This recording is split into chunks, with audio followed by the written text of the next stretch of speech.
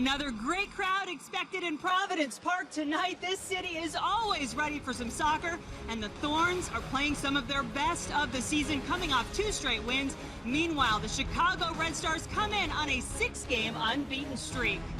And this game has big implications for both teams as you take a look at the standings. Seattle is on top, having bumped Chicago from that top spot, and Portland, meanwhile, fighting to get into one of those top 4 spots to make the playoffs. So excited to have you guys along. I'm Jen Hildreth, also excited to have my World Cup partner Kinder Oppen back alongside. And when you talk about the NWSL, you almost have to talk about the World Cup because of all the players who are out there on the field. Well, and both of these teams suffered a lot of losses in player perspective with that World Cup. The Portland Thorns were missing 10 of their stars for World Cup duty, and of course the Red Stars missing 8 players. The Thorns really seemed to struggle. They got 1 win during that stretch, as opposed the Red Stars 4 wins during that time. So they somehow weathered the storm a little bit better than this Portland team. Chicago has played very well, but they're coming off a couple of draws, gave up some points they thought they could have gotten there, but one of their World Cup stars who has just been on fire since she's been back is Christen Press, and she's standing by with Danielle Slayton. So down here on the sideline with Christen Press. Christen, what was it like to win the World Cup and then the craziness that happened in the subsequent month? This whole summer has been totally insane and in the best way possible. Emotional extremes, traveling, seeing this country support us. The reception was phenomenal, and we're all so excited to continue that here with our NWSL teams. And what's important to focus on the game as you guys get integrated now back into your NWSL team, the Chicago Red Stars? I think that's exactly it, just the integration, working with the girls.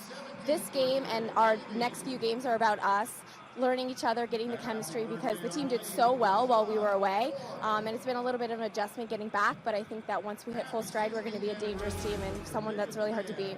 Great, good luck in the game. Thank you. Well, Christen Press may say it's been a bit of an adjustment coming back, but you wouldn't know it from the way that she has played. 8 goals in 6 games this season for the Red Stars, including 4 in the last 2 matchups against the Thorns. These 2 teams have played to 5 straight draws, but they need points tonight. We'll see if either team can come out on top. Lineups, kickoff coming up.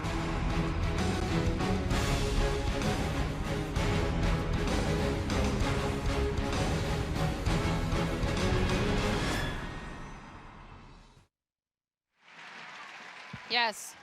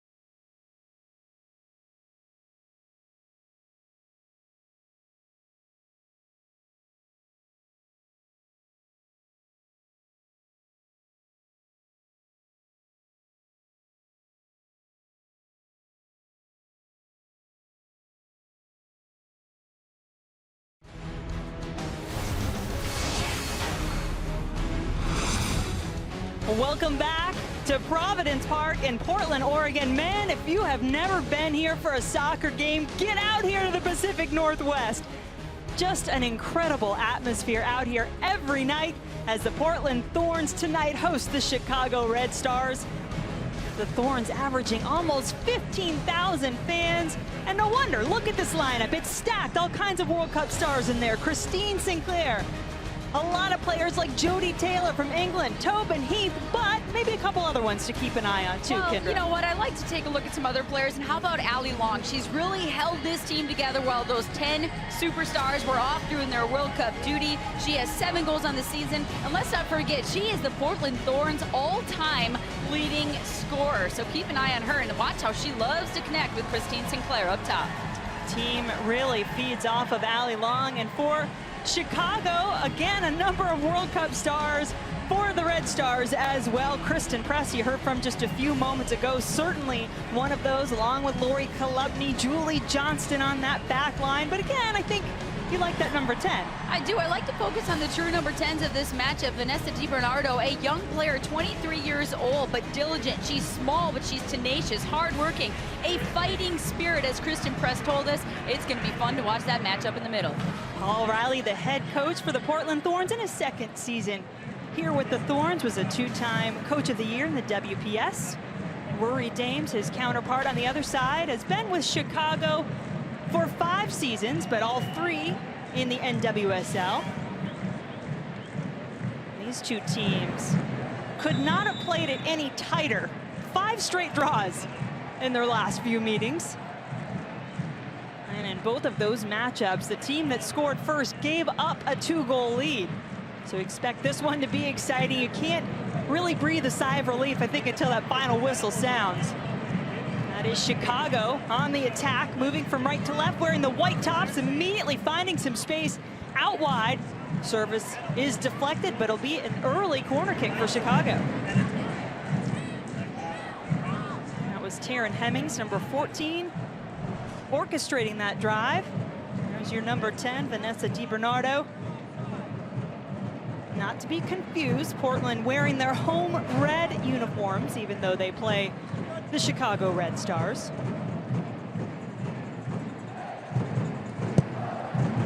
Service into the box. Header there by Urseg. Easy to spot her. Blue hair, and New Zealand international. Well, you saw Julie Johnston, number 8, that center back for the Red Stars, getting it in on the corner kicks. Of course, we saw that all throughout the Women's World Cup with the U.S. Women's National Team. She loves to get in there and get on the mix there with the corner kicks. See Christine Sinclair alongside Julie Johnston. What an incredible World Cup for Julie. She really impressed a lot of people along that back line. She talked about the journey, how she went from people wondering if she'd even make the team to starting in that back line and really being such a key player. Golden Ball finalist for the U.S. in their run to the championship. Now Portland trying to build up that left sideline, but turning it over in the middle of the field.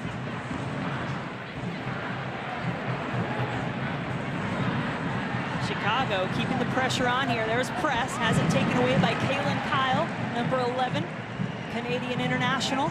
Well, Press told us last night when her first touch is on, when she's fit, when she's a go on all cylinders, that's when she's at her best. Maybe not feeling like she's not her best right now. A little bit exhausted from the World Cup run, but she's working on getting back into shape and getting back into form. Ambitious attempt there from Lori Kolupny as she tried to switch the field. Couldn't quite do it, but the Red Stars maintained possession. It's Erin Gilliland, the left back, getting up into the attack. Back to Kolupny. She'll switch the field now. Little step over move from Melissa Motz, trying to get it out to Hemmings. You see Tobin Heath having to come back and help defend. It is an interesting system for Portland, just 3 defenders along that back line, not something you see very often.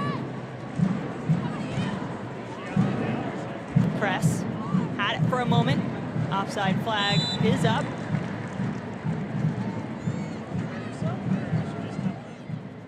And in talking to the teams this week, Kendra, a couple of very different styles for these two teams. Well, and we talked to both coaches and both teams, and Portland wanting to work on possession in that final third of the field. Allie Long told us they looked at tape and they had a lot of great possession throughout games, but in terrible places, to quote her. So want to find a way to keep possession and create good chances in that final third. And as for Chicago, high pressure. They know they are playing well when they can high press teams and they can force Portland into some turnovers in Portland's defensive third.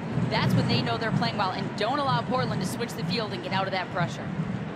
Easier said than done for both sides. You always want to go in, obviously, with a great game plan, and both these coaches know that, but the game is going to dictate so much of how you can really execute that game plan. Chicago has been putting that pressure on early. They talked a lot about, as you said, not letting Portland get into that attacking third because they are so dynamic and dangerous with players like Jody Taylor, Christine Sinclair, Tobin Heath, and Allie Long in the middle.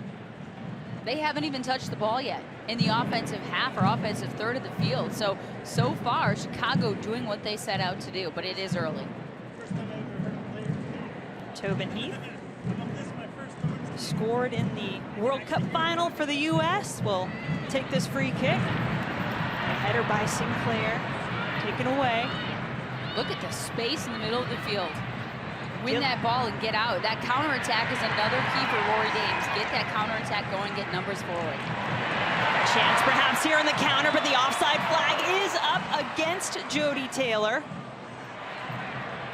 Talk about all the players coming back into the fold for both teams. One thing to mention, for Portland especially, they came back, but a lot of them came back hurt. Jody Taylor still not up to full fitness. You've got Alex Morgan still on the bench, Steph Catley from Australia, Rian Wilkinson from Canada.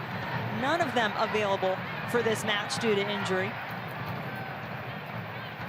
And there is Karina LeBlanc, former Portland goalkeeper, coming back to face her old team.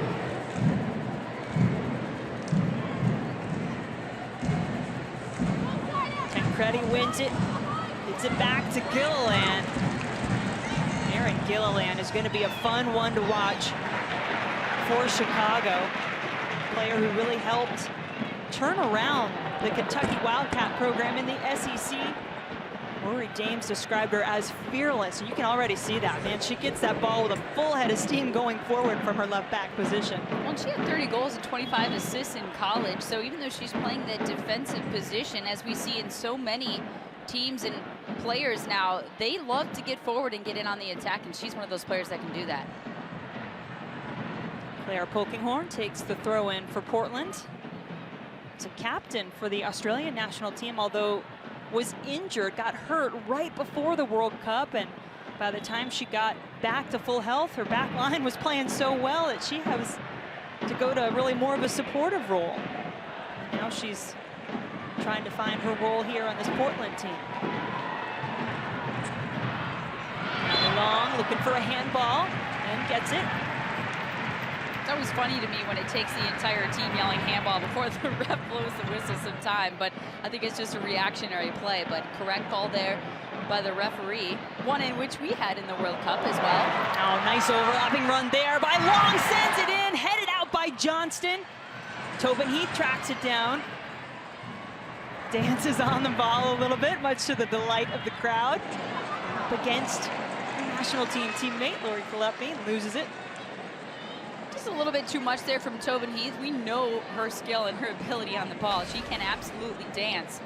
And she's playing in that left outside mid position all the way up in this right-hand corner on that combination play with Allie Long, but maybe just a little bit too much. Who did she have defending her, though? Kalepny. Right. I have a feeling Kalepny saw that a few times in training as well, and she showed some patience on the ball. Well, we are fortunate enough to have the perspective of another analyst down on the sideline. Danielle Sladen, what are you thinking for this match so far? Well, it's certainly interesting, and Portland has been on the attack, but I want to talk about their backs because I was a defender, and they're playing in a 3-5-2 formation. It's a system we don't often see because it's sometimes risky to play with just three at the back. Claire Polkinghorn actually said, she's a veteran defender, but this is the first time she has ever played in a 3-back. Now, there's certainly lots more space to cover, and though Portland will try to give support from their center mids, dropping centrally, their outside mids dropping on the weak side, it's a lot of room to cover. It suits their personnel. They've played this way 8 or 9 times, and so far they've only lost once in this formation. Paul Riley likes this formation. It suits his team, and he told us that yesterday. That's a great point as Farley sends this ball in for Portland. Paul Riley said, I don't think we'll ever win a championship with a 3-back. That's what he said before. And then they kept winning when they were using it. And he said, well, maybe I was wrong. Farley with a nice move, keeps the ball, sends it in. Johnston is there. He had a chance at it. Would have been a tough one. Goes over the crossbar. Well, and Johnston just got a thigh on it, basically, to clear that ball out. Wasn't a real good clearance. Just got out to the penalty spot there, but nice little turn there. How about a little nutmeg to get around and get to the end line? Serves the ball in. Look at Johnson just getting her thigh on that ball, just enough to pop it up in the air, and Tobin Heath not able to volley that one in. Rory Dames told us he expected this one to be pretty wide open affair. A lot of chances for both of these teams. Portland a little more with their backs against the wall at this point, trying to make a push to get into the playoffs. They've won 2 straight matches. Another nice move. Farley loses it though. It's Hemmings. You could see Hemmings, it looked like she wanted that ball, or actually there was Tancredi up top, sorry, number 9. She wanted that ball just a second in sooner. And by the time Hemmings did serve it in, she was in an offside position. And she knew, didn't even make a run for it because she knew she was not in position to get there onside. Hemmings again will play a long ball forward. Going back to that 3-back real quick about what Danielle was talking about, even Paul Riley was shocked at himself, the fact that they were playing a 3-back. He has never played that as well as a coach, and look at all the teams in the years he spent in different leagues. So it's been a new thing for pretty much everybody, but they found a way to make it work. Sinclair really forced off the ball there by Motts. DiBernardo has it taken away. Tricky little pass by Emily Menges. Now to Sinead Farley. Virginia Cavalier. There's that switch field. Getting out of pressure. Ooh. And you can see Allie Long saying, come back. You got to come back more square to me. I can't get the ball to you when you're pushed up that high, as she's talking. I believe it was to McCall on this right flank. If we could, it would be well worth it to keep a camera on Allie Long for this match, because her teammates talked about how much they feed off of her. Paul Riley talked about how the team feeds off her. She is a vocal leader. She will get in people's faces. She tells them what to do, and they all respect her for it.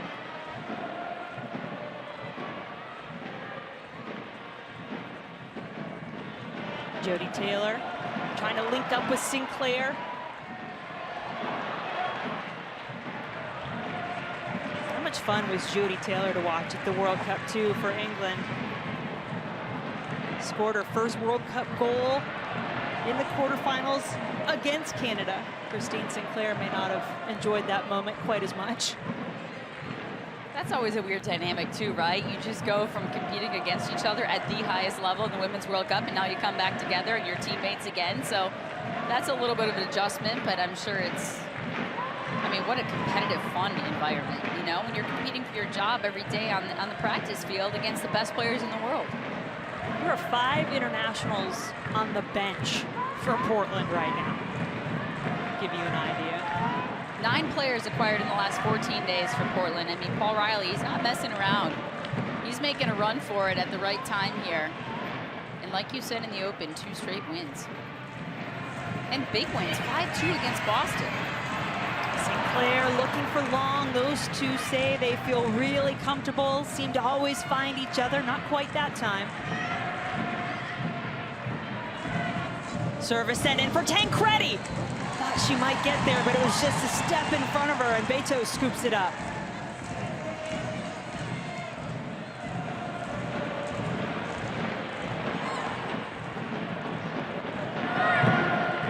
Polkinghorne looking for Taylor.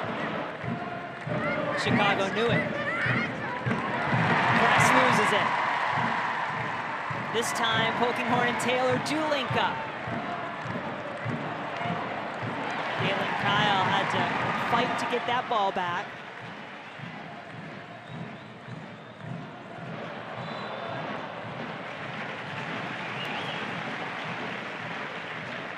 Tobin Heath with a quick restart. Doesn't quite work out, Portland's favor.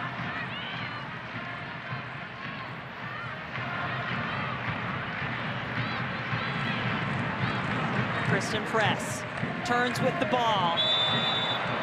Kaylin Kyle may get a card for that one, or at least a talking to from Margaret Domka. You mentioned Domka before, the only U.S. referee in the Women's World Cup this summer. And you can see Press, just that quick turn right there, a little bit of an acceleration, a nice long touch, and Kyle pulls her from behind by the shoulder, and a little bit of a dangerous play. That's why she got a talking to. You pull a player back like that, it's almost like a horse collar in football. Ball sent into the box, Sinclair gets to it first. Look at the space in the middle of that field, wow. It's Danielle Colaprico. Another Virginia Cavalier. Up to Johnston, who's gotten into the attack for Chicago. Whoa. I'm really surprised at that one. Well, you see Domka going over. Well, now she's having a conversation with Johnston because she kicked the ball over to the corner, and from our vantage point up here, that clearly looked like it went off Tobin Heath. As she slid to make the tackle, it almost looked like her body then carried it out of bounds over the end line.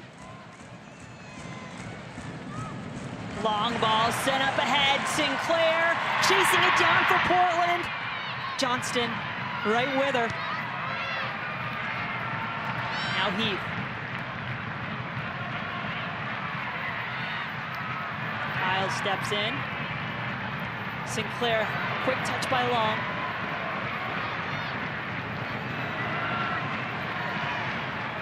Zerboni. Taylor left it. Long couldn't quite do what she wanted to with it. But those are the types of situations Chicago wants to avoid, right? When they get Portland with all that time and numbers in the attacking third. Press coming the other way. Good recovery by Kat Williamson, number 5.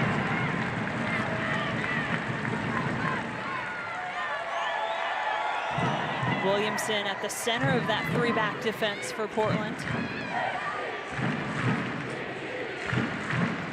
Colaprico out to Hemmings.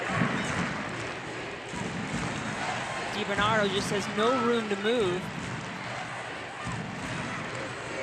Well, and that's 2 sequences for both teams where they got to the 18, the edge of the 18-yard box, able to pass it around, but gave the opponent enough time to come back and get in a position to defend. Sometimes you just got to pull the trigger.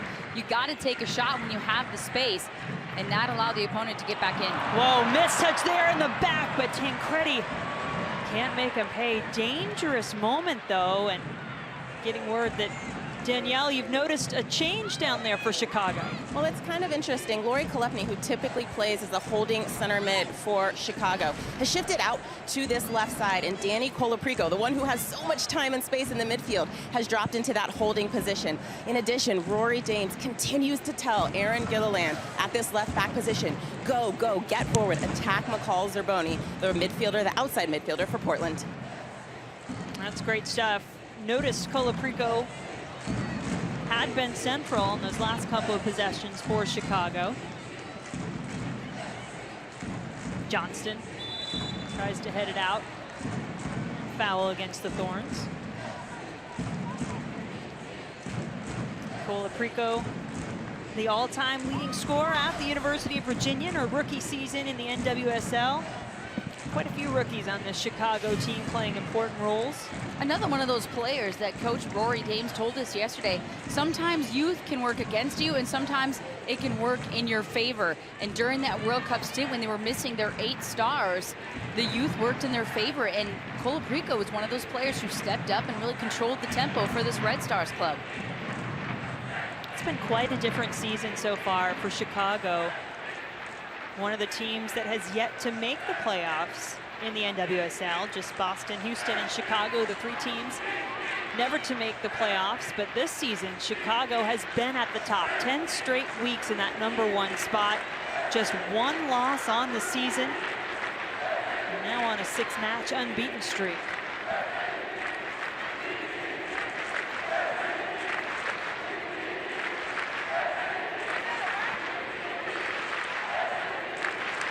Taylor has Zerboni out wide. Kolupny took it away for a moment.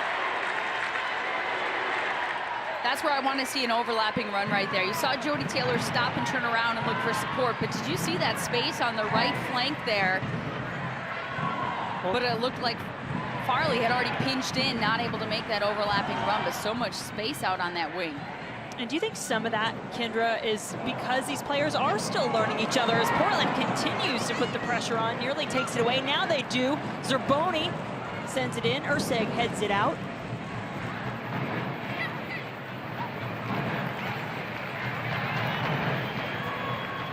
All the players we talked about making that adjustment. Exactly, making that adjustment, figuring things out, getting back in the swing of things, the chemistry, so you're not disjointed on offense and defense.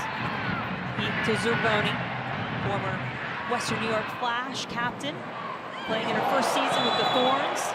Farley gets spun all the way around on that challenge.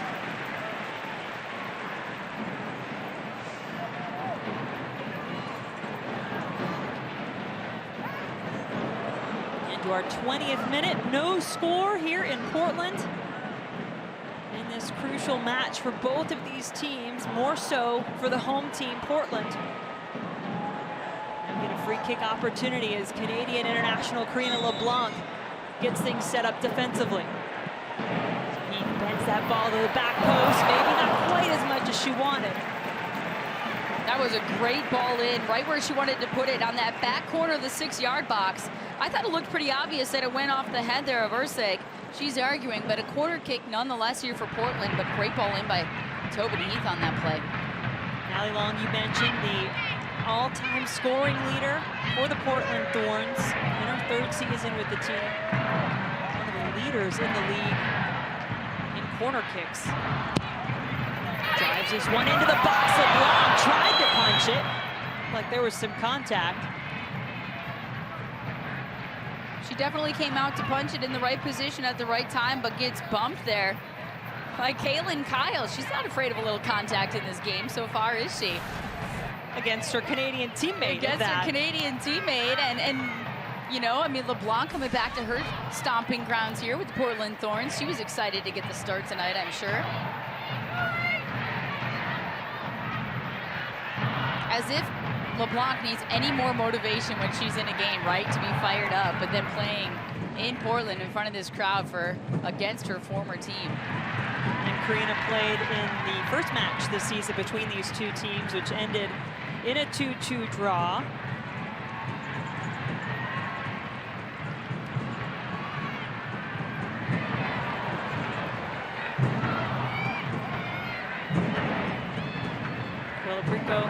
Press, sends it up. Now to DiBernardo. DiBernardo sending it in the middle of the box. Tancredi with a How about that tip to redirection with the header? I mean, she goes far post and she's facing the opposite direction.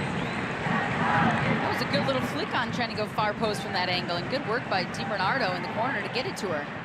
Rory Dames said he liked Tancredi in this lineup because she's played in big-time atmospheres like this. She has the experience. Johnson will pass this back to LeBlanc.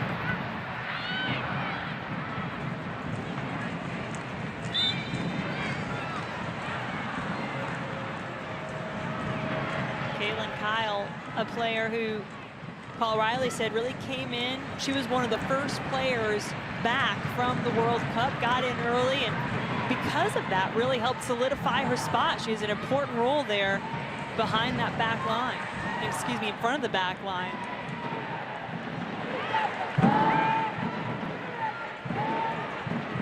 Well, he was pretty honest.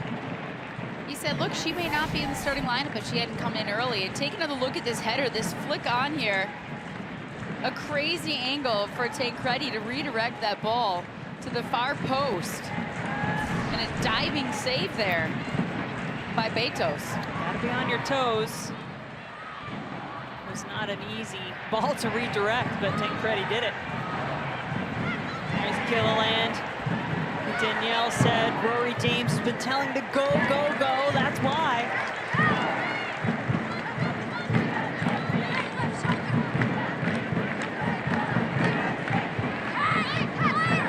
Gilliland will now take the throw for Chicago.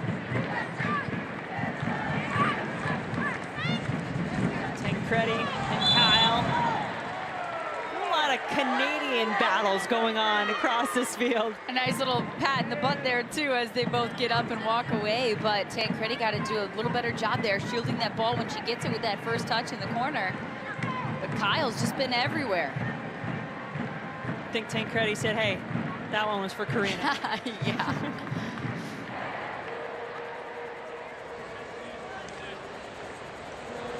Kaylin Kyle, who earned her 100th international appearance with Canada at this summer's World Cup.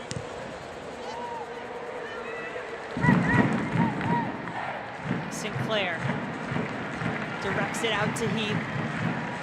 Heath driving toward the box, gets tripped up. Whistle is blown. Heath maybe looking for a play on there, but she had lost her footing. Well, that was a smart move by Heath. She could see right there. She cuts inside. She's got Mott's beat on that play. Probably knew she was going to draw the contact there in a very dangerous position here for a dead ball. What, maybe 20, 23, 25 yards out for Portland here. She knew she was going to draw that contact when she cut inside on the right foot. Allie Long and Heath next to it. Those two interesting little combination. Doesn't result in much. Christine Sinclair talked about coming back home when she came back here to Portland after the World Cup. She said, I was just an exhausted person. And to think about the weight that that woman carried on her shoulders as the host nation and the face of the host nation in Canada, she said she wanted to keep playing, but Paul Riley said, you're going to take 10 days off, regroup, reboot. Well, and he wanted her to step in and play too. But he said, I have to do right by Christine Sinclair. I have got to give her the mental and physical time off when she came back to just reboot, as you said. That's a tough ball for LeBlanc to handle, though she does. Gets it right to Allie Long, though. He takes the shot, but high. And how about that combination play between those three players? Allie Long so happy to have Christine Sinclair back on top. She said there's just something about them, and those two both said it. They know where each other is all the time, and then they find Tobin Heath, and she strikes that one time just over the crossbar. And these kind of all-star combinations, part of what makes this league so exciting, especially as we head down the stretch. There's about a month left in the regular season. Top 4 teams make the playoffs. Chicago in a good spot right now. Second place, Portland in 6th, but just 3 points out of the top 4. Farley driving forward. Easy pickup for LeBlanc.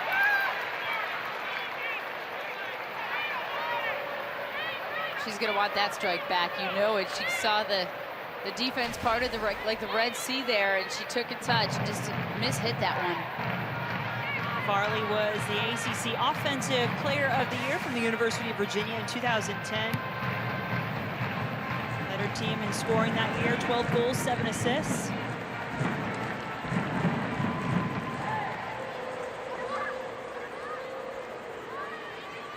Taryn Hemmings looking for Tancredi, another nifty touch trying to get Press.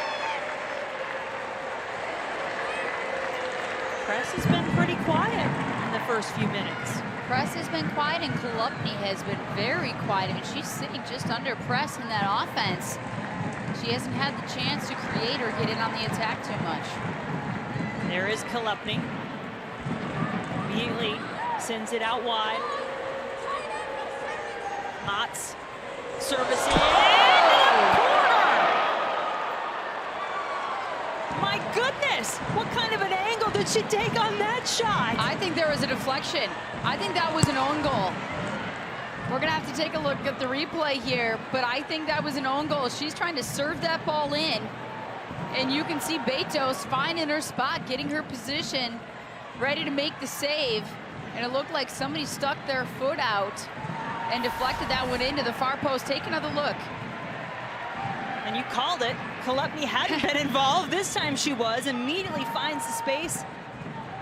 A great ball out wide, and right here, off a thigh maybe? Or do you think that went in directly? It's really hard to tell.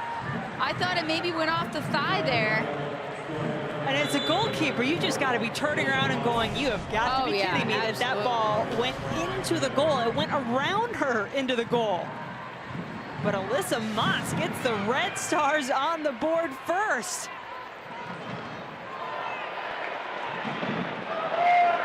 Wow.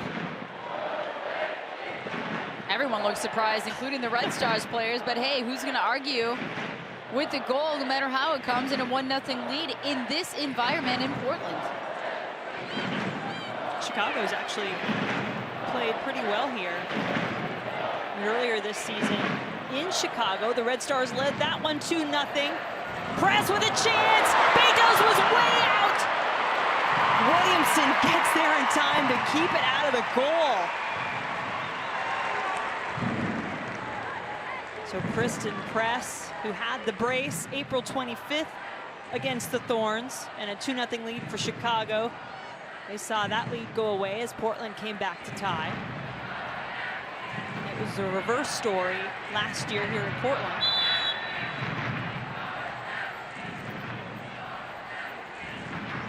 But what do you think? We talked about the different styles, the game plans for each team. Do you feel like one team has done a better job of executing it so far? Well, it seemed like Chicago was doing the high pressure early on. It took Portland quite a while to get out of their own half, even with possession, but then the tides turned a little bit.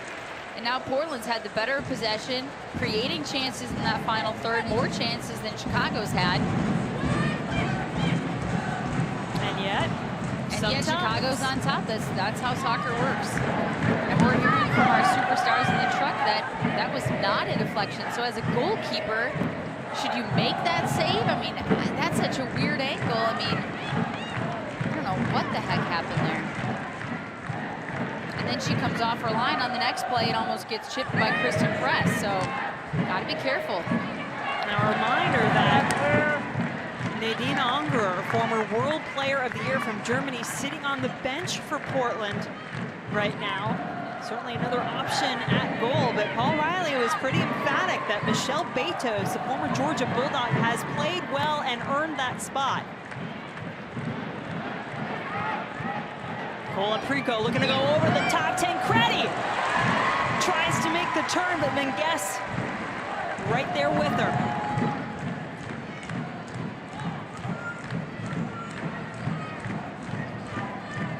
Menges looking for a release, gets a deflection.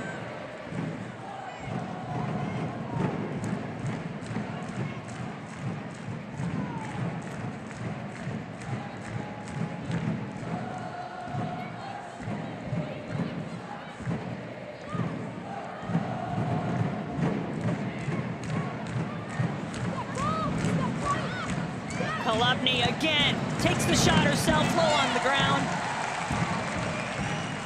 And here is that last goal from Alyssa Motts.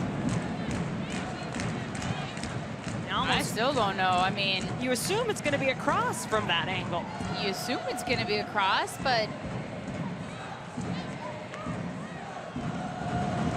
just out of her reach. I mean, you know, I think it's just one of those things that floated over her perfectly.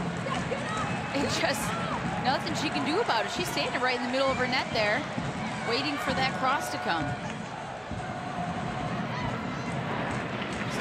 play. You could see the look on her face and also the look on the back post of Pokemon. There's that Sinclair long connection. Syncing up again, if you will. Toby Heath taking her time. Hemmings up to the challenge. Kyle. Dummy by Sinclair.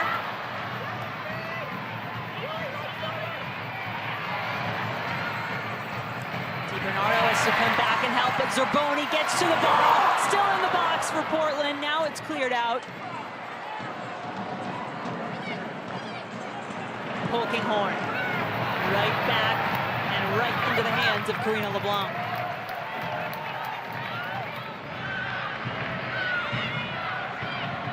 Christen Press making a run.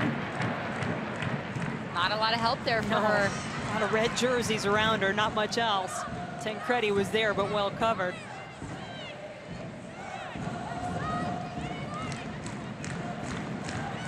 Hemmings to the goal scorer, Motts. Can't quite get to it.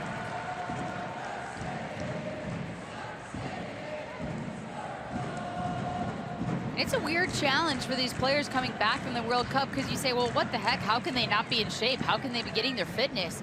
Well, if you weren't playing a lot of minutes and you're just training every day and you're not in the game, it's tough to stay in game shape. You can't do many workouts that keep you in that game fitness, and that's what happened to Christen Press. She said, hey, I was playing early on, but then I was sitting quite a bit. How do you stay in shape? Same with Kolupny for Chicago, number 17. And of course, you got Pokinghorn. She was coming back from a hamstring injury and didn't play at all. So it's a bit of a battle. You've been playing at a high level and you've been participating at a big tournament, but the game fitness may not be there. Well, and especially for the U.S. players, you heard Christen Press tell Danielle Slayton before the game that she was exhausted the month after the World Cup. She loved it, loved every minute of it, but it was a lot. As the players went across the country, had the ticker tape parade, first women's team ever to be honored in such a way.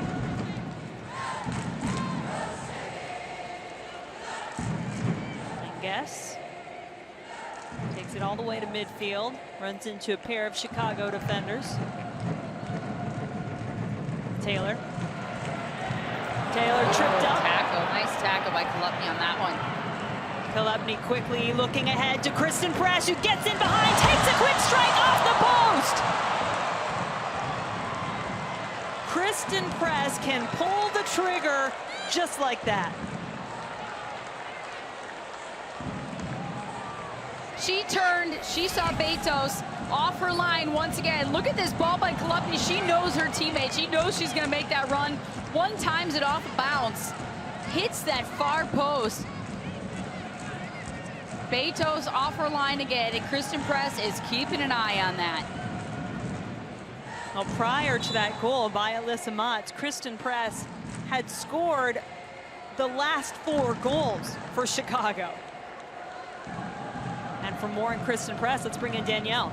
Well, when we talked to Christen Press yesterday, she talked about the hours and the thousands of balls that she's spent shooting left foot, right foot, near post, far post, 10 balls at a time with the left, 10 balls at a time with the right.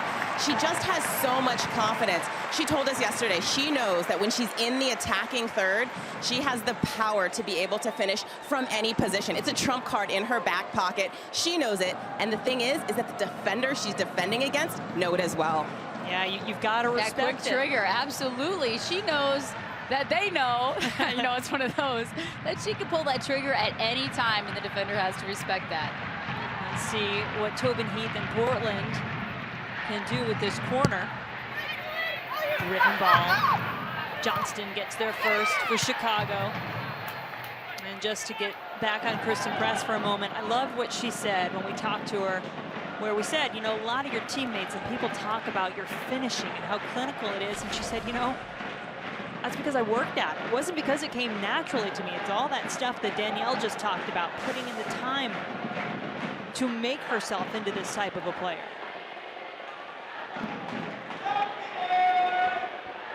Heath, great work to keep the ball, still has it, left foot. Ursay gets it, a little confusion between she and LeBlanc. That one's gonna hurt.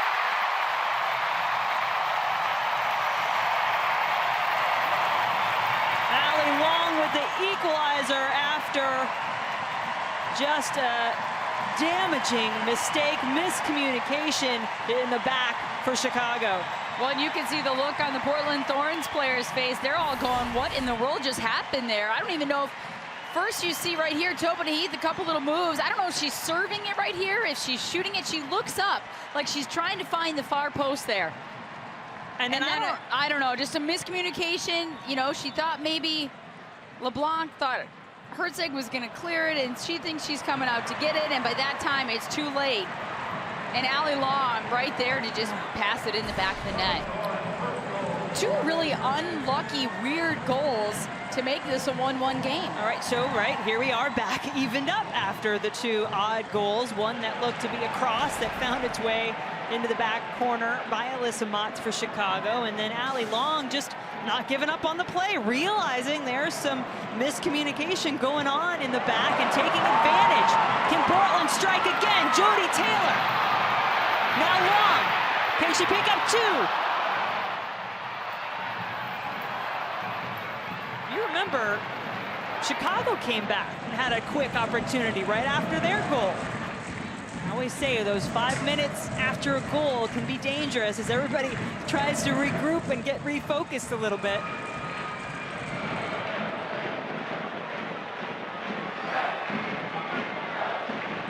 DiBernardo. She's not afraid to take her space.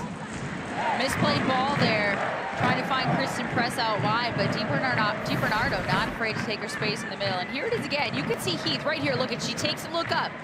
Nice little chip ball, trying to play it into that far post. I don't know. I think Herzeg was going to clear that ball, and then all of a sudden LeBlanc came kind of out of nowhere in her peripheral vision, and she's thinking, okay, am I going to let you clear it? Because I don't know if she can pick it up. Taylor got there. Dangerous. Snuck behind that line. You wonder, will we see Jody Taylor in the second half? Paul Riley talked about trying to get her back to fitness. She's been a little bit banged up, but he loved what he saw from her working with Christine Sinclair Wednesday night, that 5-2 win over the Boston Breakers.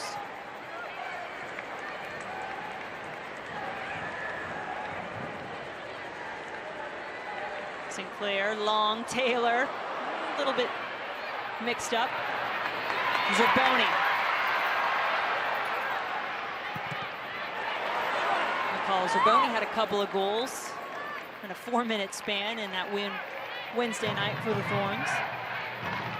That's what's promising too about the Thorns on this little bit of a run. I mean, they have 4 different players score in that win 5-2 against Boston. So you know you've got different players getting in on the action offensively. Coach Riley, Paul Riley, he's got to be happy with that. I think he's just happy he has a couple of forwards who are healthy. He said that's healthy and available. It's been a challenge this year.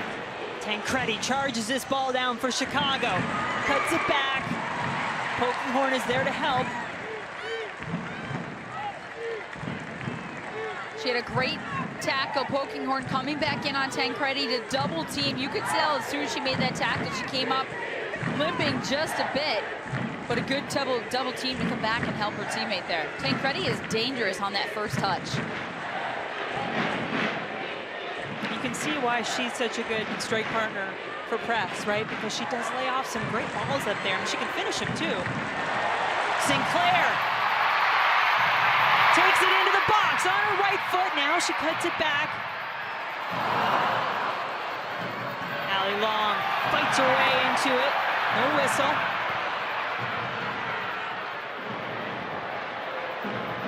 Press. Maybe a touch too late there. Tancredi had her hand out, wanting to make that run behind that back line, and Press trying to find her.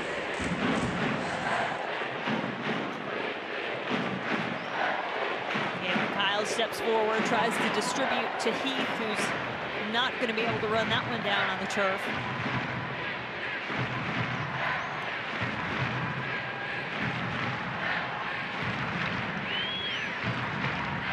Pretty exciting first half. Strange goals, for sure. But these two teams really fighting hard. You would think a draw is certainly something Chicago could withstand better than Portland at this point, as the Thorns really do need to pick up some points. Had a stretch where they weren't scoring and they weren't winning at all. And they have won 2 in a row.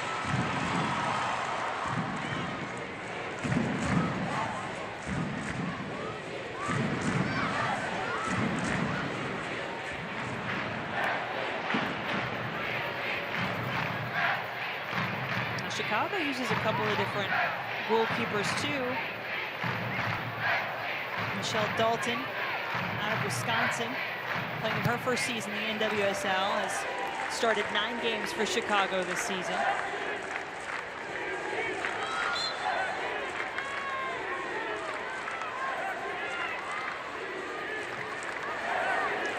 Just like in international play, each team's allowed 3 substitutions in the NWSL.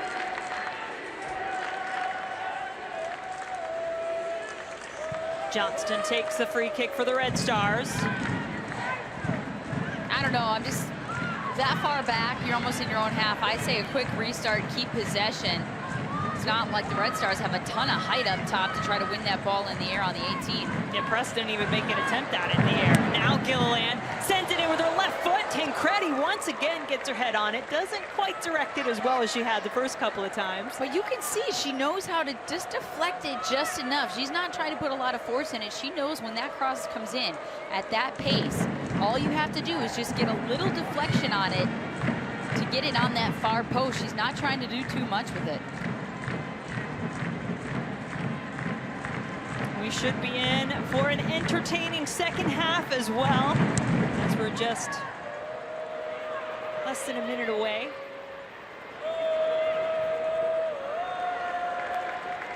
We mentioned 5 straight draws between these two teams. Portland does have the edge in the series history with a couple of wins.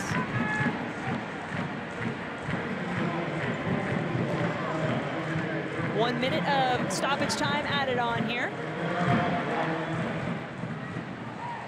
So Alyssa Motz getting down that right flank again. She scored the goal for Chicago. Now Gilliland charging forward. Has it taken away.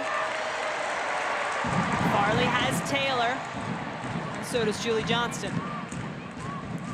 It was surprised that Johnston is right on her shoulder. She's used to marking those kind of players.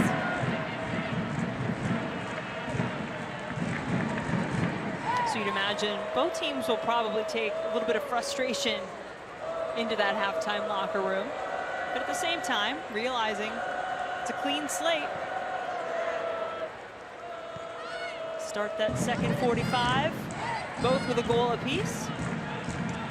Thanks to Alyssa Motz and Allie Long. And there is the whistle from Margaret Domka. What do you think, Kendra? I think it kind of played out exactly like we thought. A lot of it in the center of the park here. 2 weird fluke goals, a couple good opportunities for both sides, but so much of it played in the middle of the field. Well, let's see what the head coach of the Red Stars has to say. Rory Dames is standing by with Danielle.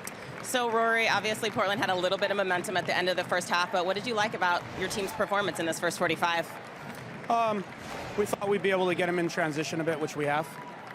We've had 2 good chances at 1-0 to get up to 2-0. I think we'll continue to get those chances. We definitely need to keep the ball more in the midfield and be able to find a better rhythm than what we have. I've heard you talking about trying to get Erin Gilliland to go forward. Mott's obviously got the goal out wide. What have you thought of your wide play?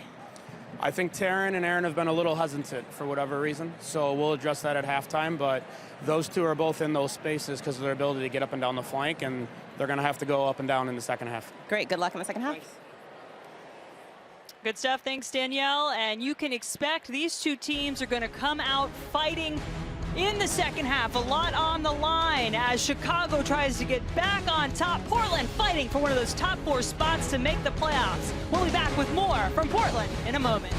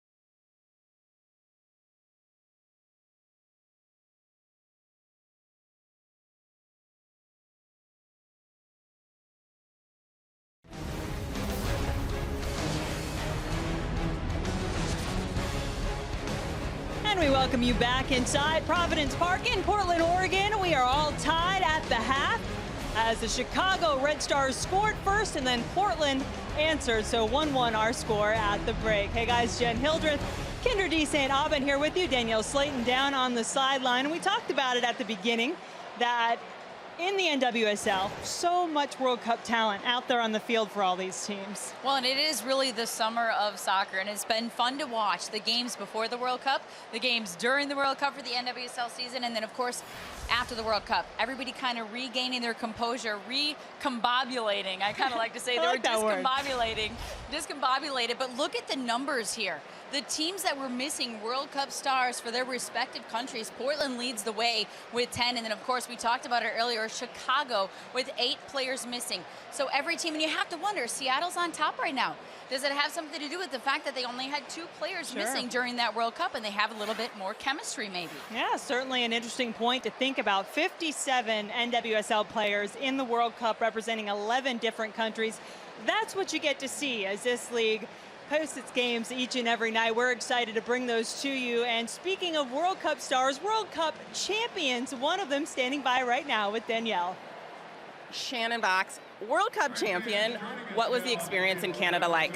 I mean, first of all, just the fact that we won finally. You know, it's been so many years pushing every single time, and to come out and win the way we did. I mean, that final was historic. Just the way the team just played, the way we came out, Carly Lore scoring 3 goals. I mean, the confidence you in the end, and I think it was great. Just you saw the run up, you know, you saw the beginning of a tournament. Probably wasn't the way we really wanted to play, but we were still winning, so we were moving forward. But then you saw playoff rounds happen, and you saw the team starting to gel together and play as a team, and then that last game, you just saw everything click, and it was a perfect time. And it was incredible celebrations after. I mean, you guys had a month of festivities. What was your favorite moment from that month after the World Cup? I mean, every single one was so great. But, I mean, obviously, LA, being from LA, the rally there was awesome. But I would say the ticker tape parade. I mean, not everybody gets an opportunity to do that. The mayor of New York just put it together last minute, and it took a lot of effort for that to happen. And, you know, we thank them so much for wanting to put that together for us. And it was really cool. You know, I was one of the last floats, and I was kind of thinking as we were turning the corner, like, what if no one's here? What if there's not that many people? And then you turn the corner, and I was like, oh, my gosh. Like, so many people came out for it. It was a really cool experience. Hashtag greatest fans in the world, right? Greatest in the world. Great. Seriously. Congratulations. Good luck with retirement. Thank you. Thanks, Danielle. Well, you heard her mention Shannon Box's retirement. She just announced that she would retire effective immediately from Chicago, but she was one of those 8 players away at the World Cup. But gosh, aren't you just so impressed when you look at her and all the other players who have come back, just had a baby, and to get back in the shape to play at this level? I'll tell you right now, looking at those arms on that camera shot, I'm not messing with her, but the players and these women are just phenomenal. It's been so fun to watch. Well, the first half was pretty fun to watch as well. We'll take a look back at the highlights, maybe the lowlights, depending on your perspective. But we'll get you all caught up with everything that happened in the first 45 when we come back to Portland.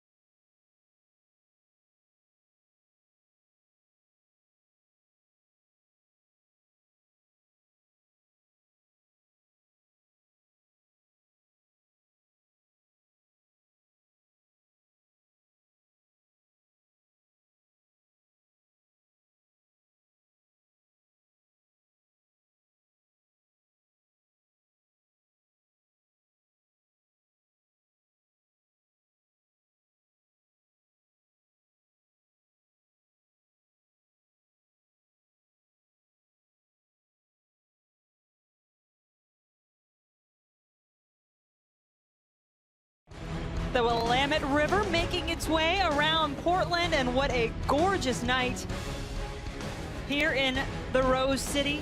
The Portland Thorns came back to tie this one 1-1 after Chicago scored first. Let's take a look back at these two rather odd goals, Kendra. Really odd goals for both sides. And here, look at a nice ball out wide by Kolupny. She finds the width of the field. And you think this is going to be a service. You think this is going to be a cross in by Motts, but instead, Betos, everyone looks totally miffed on this play and confused. She took a swing at it, maybe a little bit too far up on the near post, but I guarantee she wasn't expecting a shot to go in far post, side netting there. Nonetheless, the Red Stars go up, and the Thorns look a little confused on that play, and then it went right the other way in the 38th minute. This time, Tobin Heath looking to cross it to that far post, a miscommunication in the back between Ertzeg and LeBlanc. Nobody knows. It looked like Ertzeg was totally going to clear. LeBlanc kind of came out from nowhere there. Takes the pass off her foot, and Allie Long able to get one touch, stays with the play, sees it, stays patient, and just passes it right in the back of the net. That may be the easiest goal for the Thorns all-time leading scorer, but she'll take it. 1-1 the score here at the half.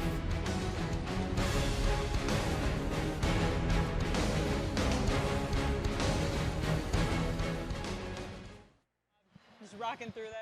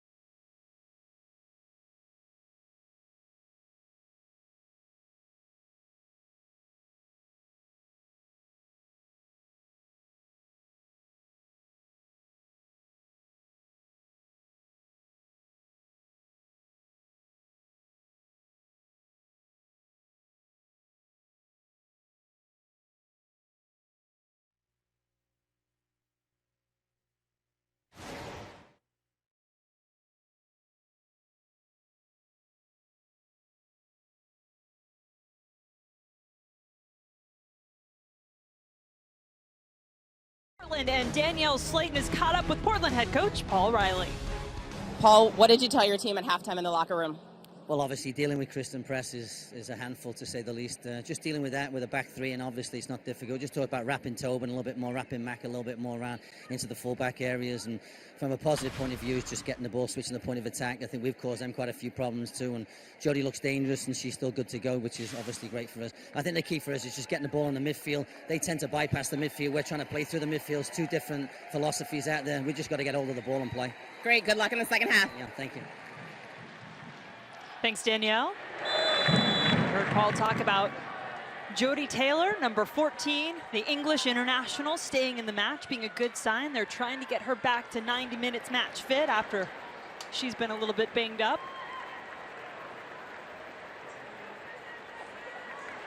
So both coaches giving you some things to look for. Certainly that play, possession through the midfield, something that Portland's putting an emphasis on. Well, and you can tell both coaches emphasizing what their team needs to do for themselves, not adjusting to the opposition. It's like, hey, what do we need to do for us to get better and be better on the offensive side of things? Not, well, he did mention Christen Press. That might be the only thing, but I don't know an opposing coach that wouldn't probably mention Christen Press in their halftime conversation, as we see Kolupny taking a seat there for a brief second here. But I think both teams say, hey, we can impose our will and our style on the other team. And I think that's what their focus is going into the second half. There is Christen Press, who has just been absolutely on fire since returning to Chicago and the NWSL since the World Cup. Talked about how close these two teams have been in this series. Last 5, all ending in draws. Tobin Heath making her way up the field. Allie Long sends it back out. Now Farley. Got the ball in, but a little bit off. Sinead Farley, who might have thought initially from her positioning would be more of a holding midfielder, really saw her get up the field quite a bit for Portland in that first half. And again here to start the second half. It's Kolupny. Chicago's goal started with her.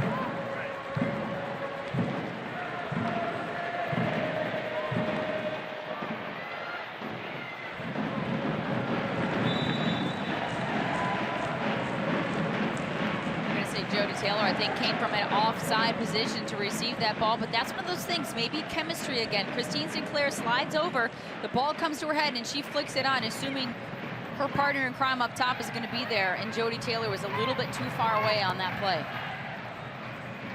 There is Sinclair on the ball.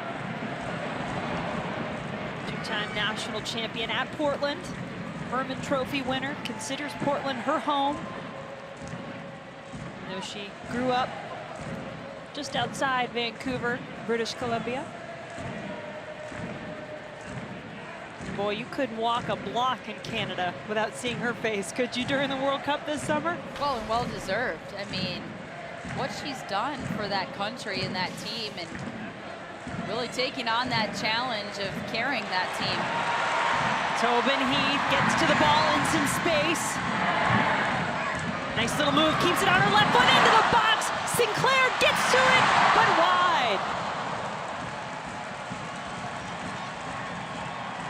Nice little play there by Portland to get in deep. And then Tobin Heath takes it down that left side. Look at this ball, well done. To find the width, Tobin Heath making the run, takes a look up once again. Nice little quick step, takes it to the end line, goes all the way through the box. Sinclair trying to go back where it came from to get that far post, and just misses the whole net there. She's gonna want that one back for sure.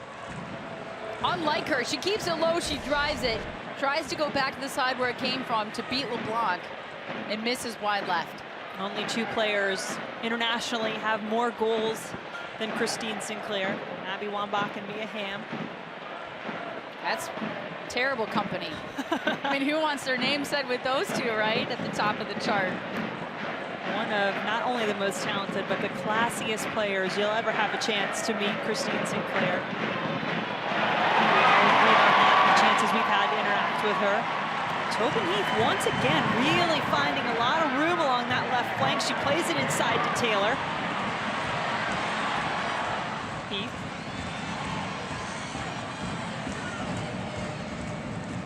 Farley. Allie Long trying to hold her position and does to Sinclair.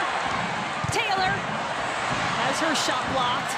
Now the shot from Zerboni goes right to Karina LeBlanc. Zerboni waiting very patiently on that right side the entire time that play was developing. A lot going on the near side of the field, on top of the 18-yard box. She waited patiently, kept her space and kept her width, and got an opportunity at the end. Mons heads it forward, trying to get to Melissa Tancredi. Looked like a handball happened right in front of us here against Chicago and Taryn Hemmings. And indeed, Margaret Domka blows the whistle. Senior calls Zerboni, making a new home here in Portland after really being one of the heart and soul members of the Western New York Flash. It was that last chance by the Thorns. And you can see all the passing, all the combination play, everything going on right inside there. It could have been easy for Zerboni to get sucked in to the action and kind of suck into where the play was happening. Instead, she kept that width. And she was wide open on that side, but a good save by LeBlanc. Polkinghorn, the Australian team captain, plays it forward. Farley keeps it. Julie Johnston clears it. Now Vanessa DiBernardo, one of the players you talked about being so key for Chicago. Press, making her run onto it. Really just a great job defensively by Portland. A perfect textbook slide tackle on that play to take that ball right off Press's foot. Kat Williamson, tough player, in the words of her coach, former Florida Gator, number 5.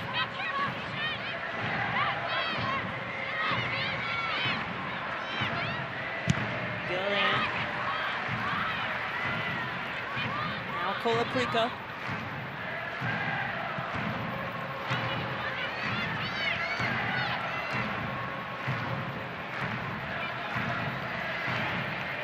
Portland take advantage of this build through the midfield, as you heard Paul Riley talk about. It's where they feel they have an advantage. So much space. Sinclair could have turned and taken that. Instead, she lays it off to Long, who finds Zerboni with plenty of time and space on the right flank. Ball sent in. Sinclair is there, so is Farley. Now Kaylin Kyle will take the shot. Well high. And you can see right now, we'll take a look at that previous tackle, but first a beautiful ball by DiBernardo. She plays this one in, perfectly paced to Christen Press. She looks like she's gonna get on the end of it. But Williamson with a nicely timed tackle inside the box. You gotta be careful sliding in that situation, but she does a good job taking the ball right off the foot there of Christen Press. Another foul, as Williamson, one of 3 players to start every match for Portland this season. This is her 16th consecutive start.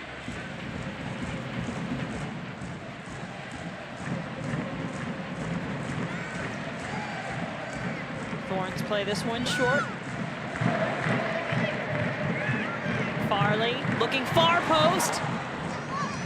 Tancredi can do the work defensively in the air as well.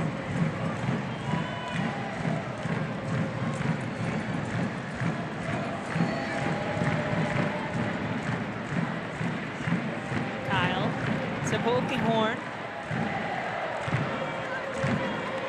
Zerboni. Ball just deflected. Taylor stays with it. Crowd trying to urge her on. Rose City Riveters right there behind Karina LeBlanc's goal. I'm excited to see Jody Taylor a part of the mix for this Portland Thorns team. Got her shot with the English national team and was just a huge part of their historic run, finishing in 3rd at this summer's World Cup.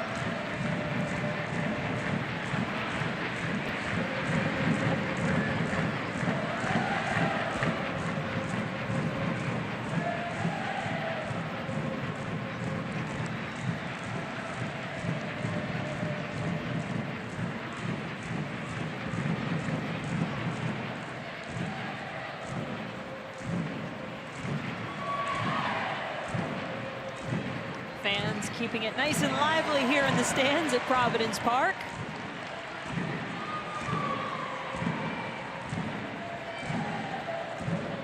Sinclair with 2 defenders on her, still gets the ball through to Taylor. Urseg was there, bumps Taylor off the ball.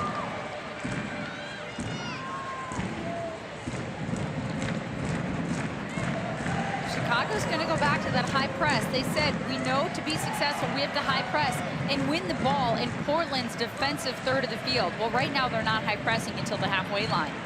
So it's going to be tough to counter and get any momentum when you're not even high pressing until they cross the halfway line. So right now, Chicago's going to have to figure out, do they have the energy and the fitness to high press as a group? You can't do it as an individual. You've got to do it together. We'll see if they can do it here in the second half. Right now, they're laying back a little bit low.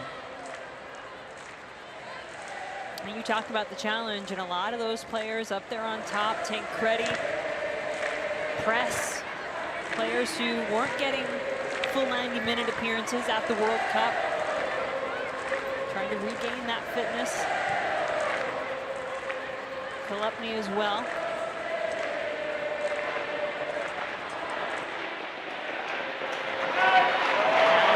Chance for a counter.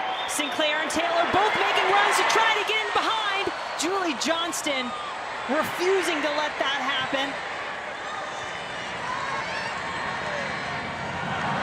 Farley thought Kaylin Kyle would step into that ball. Didn't happen.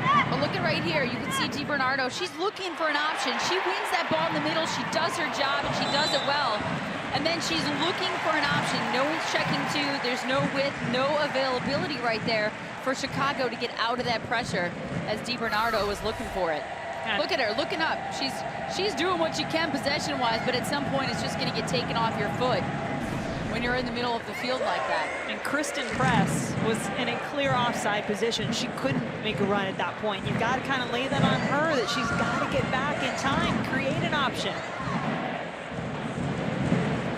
Long sends this one, and it does go long. And that's frustrating as a midfielder. You win the ball, you do your job, you're in the right spot to make that play. And then when you win it, there's no options to go forward. And on the outsides, Taryn Hemmings had just given the ball away, so now she was hustling back on defense. She's a little bit winded, so it's just a matter of getting everybody on the same page. Neither team has gotten to its bench yet. Full 3 substitutions remaining for both. Motts has Tancredi in there. Williamson once again. Boy, she has been tough in the center of that defense for Portland. Here's that high pressure that we want to see. This is where they want to force that turnover if they can. Don't let them switch the field. So far, so good for Portland. But nobody home to get that ball. Gilliland doesn't need any extra motivation to go forward.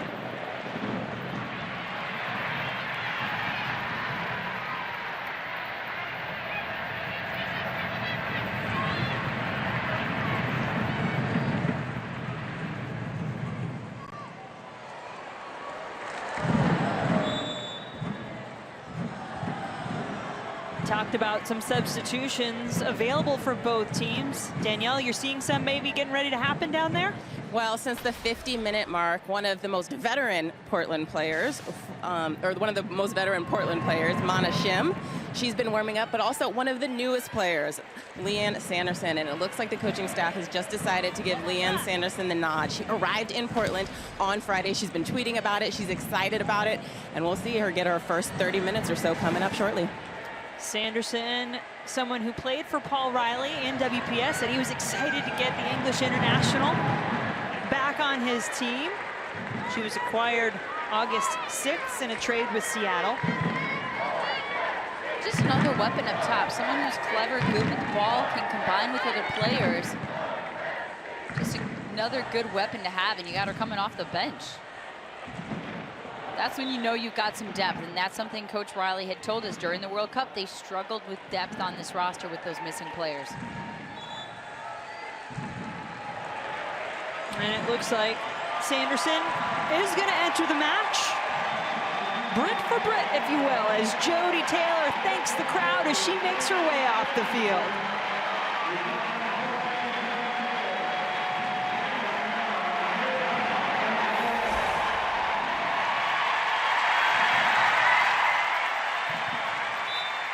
We joked with Christine Sinclair yesterday. We said, well, you've had all of one practice, so you totally familiar with what you're going to get from Leanne Sanderson now? She said, oh, yeah, totally.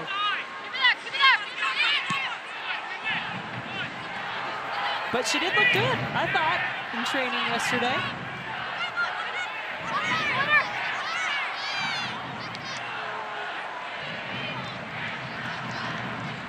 As you said, just another offensive weapon. 49 international appearances for England, 2 World Cups.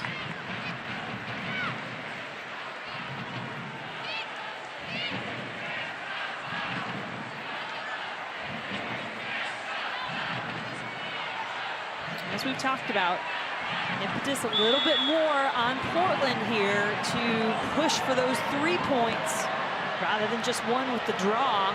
Crowd does not like the way that went.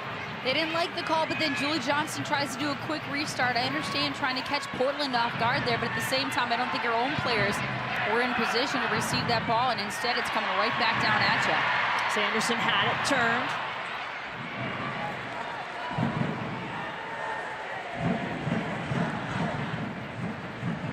Portland Thorns sitting on 19 points, 6th place in the standings, 3 points out of the top 4 spot. Kansas City with 22 points is in 4th. 3rd year of this league, and what's the one thing you noticed every single year? The parity. I mean, yeah, you see some blowout wins, 4-0, 5-2 every once in a while, maybe an off night for somebody. But in general, it comes down to the wire with these playoff teams and who's trying to get in those 4 spots to get in the semifinals. Allie Long charging forward for Portland, into the box, still has it, going far post.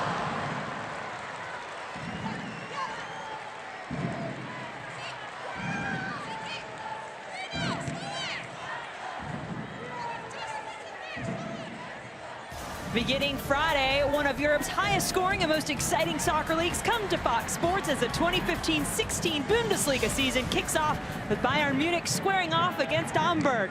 Coverage begins Friday at 2 p.m. Eastern on Fox Sports 2 and streaming live on Fox Sports Go.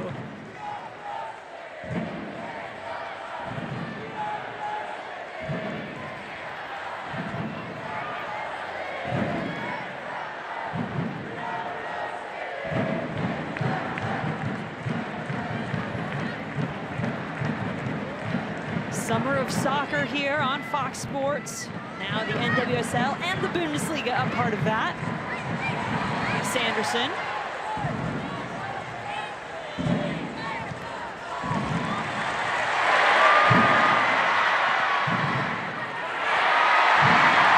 Gets knocked off the ball.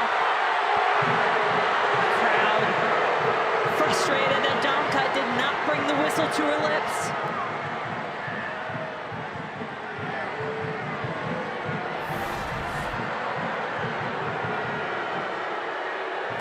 Doing a good job. To me, that's just a physical shoulder-to-shoulder battle there. I mean, we've seen Kyle bumping people all night long, and that's probably why she's upset, because she's been whistled for a few fouls, but I think that was a clean, physical, strong play defensively.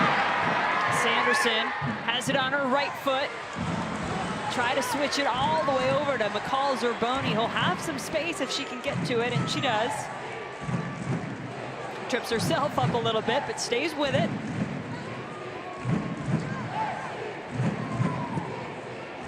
Gilliland finally clears it for a Portland throw.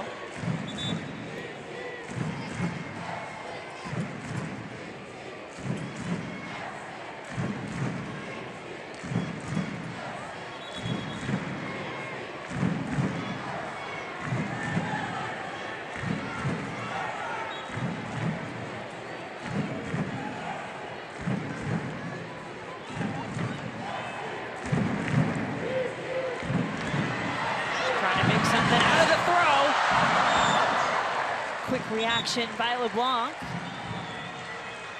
And I think he's saying this one went out of bounds for a goal kick, but Allie Long, once again, just staying with that ball, getting to the end line, and that's a challenge for Ali Long, as we see another substitution coming in here. But she likes to get deep, get in on the attack, but sometimes they like her to sit in and stay behind the forward. So she wants to get in on that offense and help her team from a scoring perspective. Speaking of helping her team score, Sofia Huerta comes in.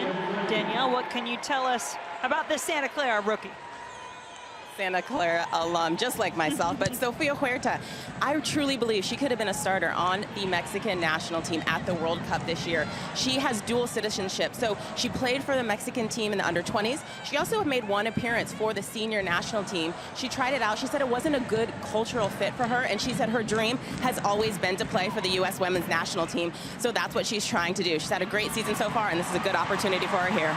Kyle, now to Sinclair. Looking far post, but Sanderson not making that run.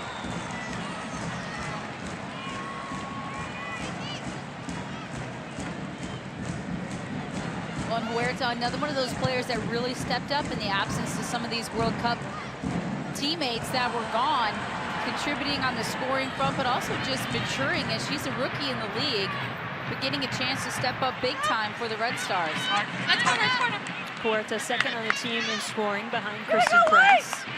6 goals, 3 assists on the year, although her last goal came June 6th at Western New York. So she's had a streak where she's been held at bay a little bit. She talked to us about being frustrated, knowing she hadn't done a good job of finishing some of the opportunities that came her way.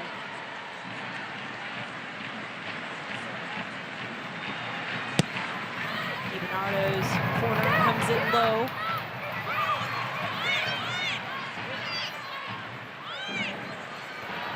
Gilliland tries to send it back in, header. Betos is there.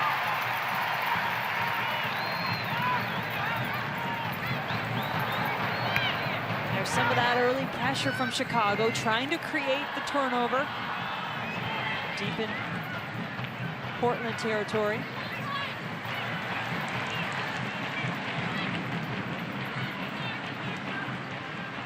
And a giveaway there by Chicago, but right away they get back and defend, and they win that ball back immediately, now not allowing Portland to get out of their own half. The best time to win the ball back is right after you give it away.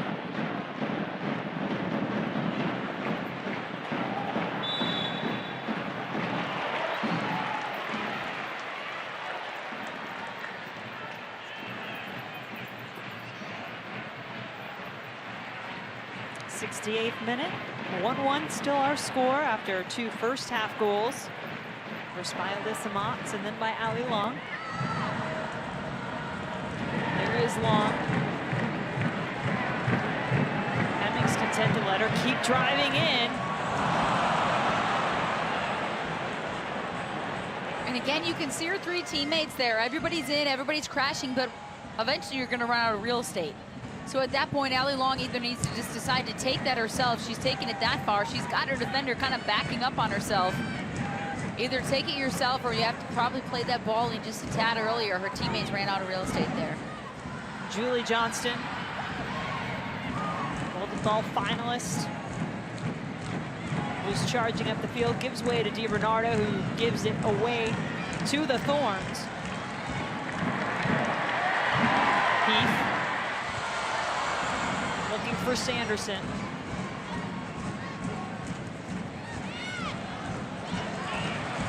Now Farley. She doesn't want the shot. Long does. To the corner and a goal!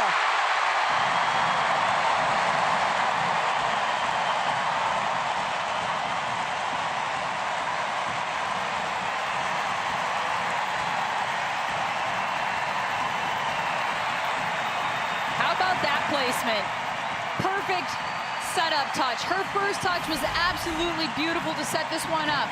A nice one in the midfield. Farley finds her, one touch, she spins it, nobody steps to the ball, she picks her corner, and she drives it in there low. No chance for LeBlanc as she tries to make the diving save, and who's right there to pick it up in case she does get a rebound, but her teammate Christine Sinclair. Great finish by Ali Long. Ali Long came into this match ranking in the top 5 in the league in goals, assists, shots. She now has 9 goals on the season, and The Thorns this season, 5 wins, 1 draw, no losses when Allie Long scores.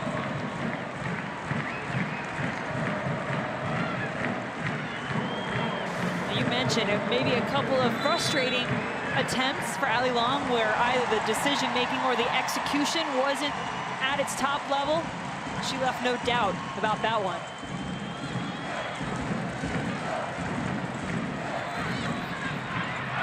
Chicago trying to come back the other way.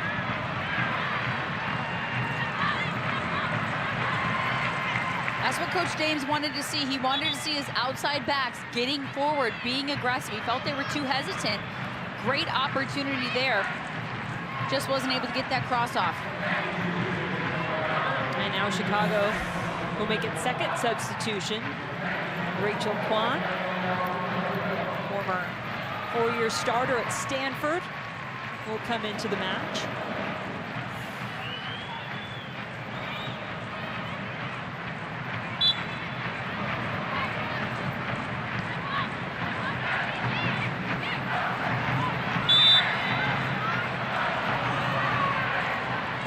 Free kick coming for the Red Stars.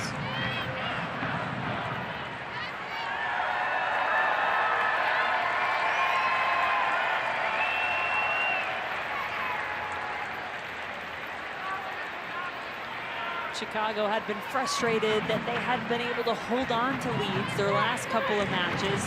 Gave up late goals to wind up in draws. Now they're the team chasing a bit. This ball punched away by Betos. Tracked back down by Press. Quick shot, Johnston was there. Polkinghorn will do her best to get there. Oh, her hamstring looks okay. As Polkinghorn just sprinted for that ball to keep it from going out for a corner kick. But Chicago putting the pressure on now as they've gotten the ball here on a couple set-piece opportunities with throw-ins and free kicks in that final third.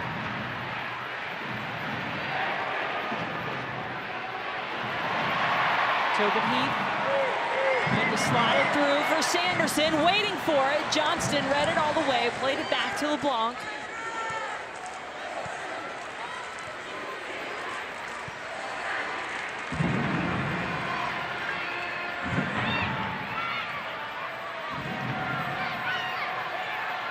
Huerta breaking free along the left side, cuts it back in, still has it. Finds Taryn Hemmings, outside back, attacking along the right side now. Corner kick coming.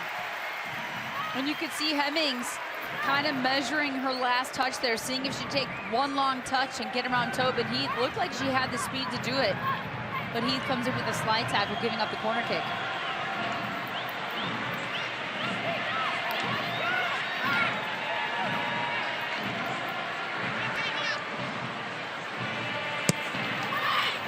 A little better service this time, looking for Julie Johnston. Christen Press lost it.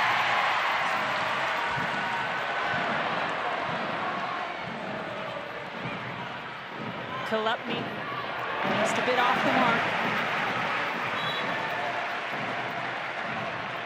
It looks like Rory Dames is going to make his third and final substitution as Jen Hoy, Princeton Tiger, will check into the match. And the goal scorer, Alyssa Motz, will head to the bench.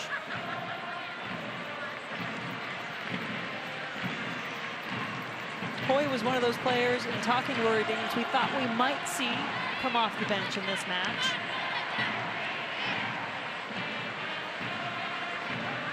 Red Stars find themselves trailing thanks to this finish from Allie Long a few moments ago. Well, and you could tell that first touch set up everything after that moment. She took one quick look to see where LeBlanc was in the net, and she could not have placed it any more perfectly.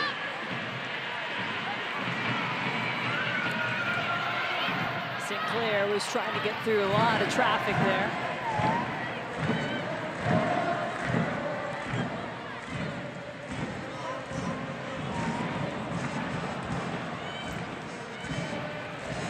Allie Long's second brace of the season has her team out in front as the Thorns look to win their third straight match. Farley tried to get past Johnston, having a tough time with it. Julie Johnston frustrated that Farley kept her from the quick restart.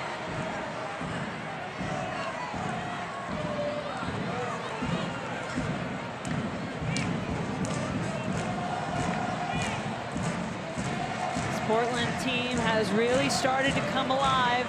Allie Long talked about feeling like it was time to go, that they had everybody back, they felt good. They felt they had some momentum on their side, and what did she say? We play best, like it or not, with our backs against the wall. Yeah, she said, I don't know if that's a good quality to have, where you put yourself in a position where you pretty much need to win out to make the playoffs, but for some reason, when they get in that spot, they seem to play the best. And on the other side, Rory Dames, the head coach for Chicago, said, we're not used to being in this position where we're not chasing games. Last year, we were always chasing games. This year, we've had the lead in games, and now we have to find the mentality and a way to keep the lead. Huerta trying to get in behind. Really had no help up there with her.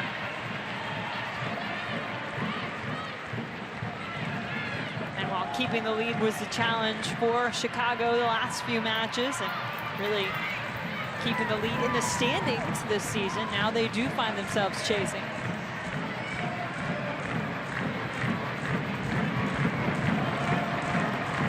And as for how the Red Stars are trying to get back at this one, let's get down to Danielle. Well, when Jen Hoy came into the game, she's going into that center forward position, but alongside her is Christen Press on the right and Sofia Huerta on the left. So Chicago's now playing in a 4-3-3 formation, and continue to watch for that matchup. 3 forwards for Chicago against 3 backs of Portland. Jen? Yeah, thanks, Danielle. A little bit more offensive than for the Red Stars. This ball stays in. Chicago coming on in the box, a little bit behind the 2 players who were in there, one of them being Jen Hoy, who just checked in. Here's Gilliland.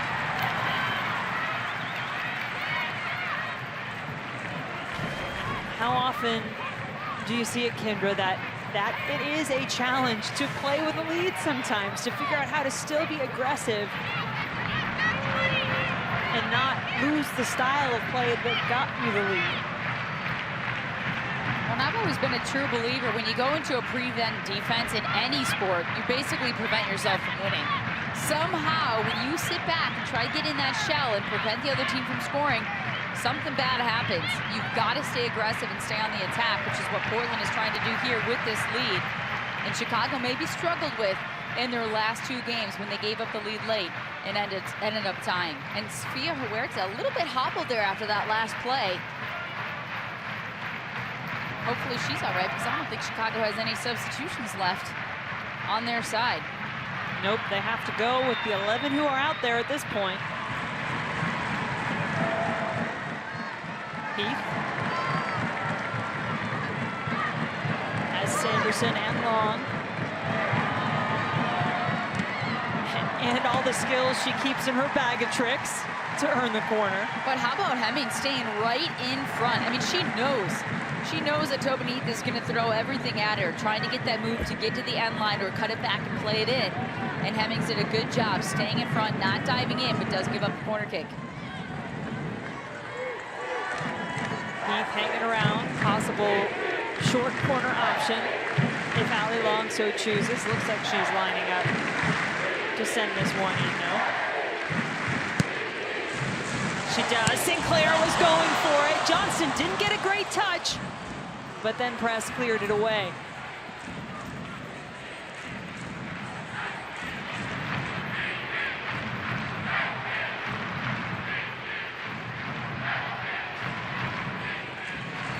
Portland Thorns trying to put 3 straight wins together after just 1 win in their previous 11 games.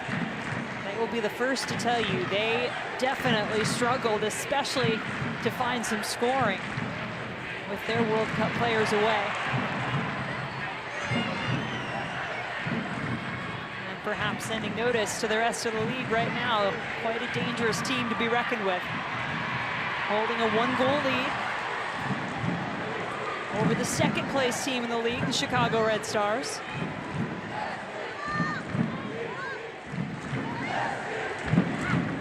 Sanderson maybe a little too fancy on that ball. Well, you can see already, though, a little bit of a combination play. She's trying to find Allie Long. She knows she's making that play there, that run into that space, and just wasn't able to time it just right.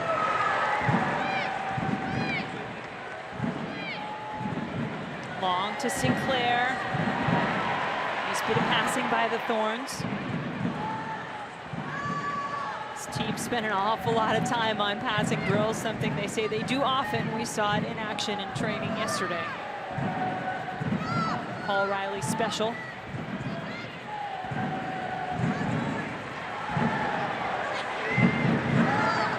Heath against Johnston, gets it inside to Sanderson. Zerboni. Whistle is blown. Offside flag went up. Maybe Zerboni was kind of floating around that offside line there, as we've seen her do quite a few times, and came from an offside position possibly to receive that ball.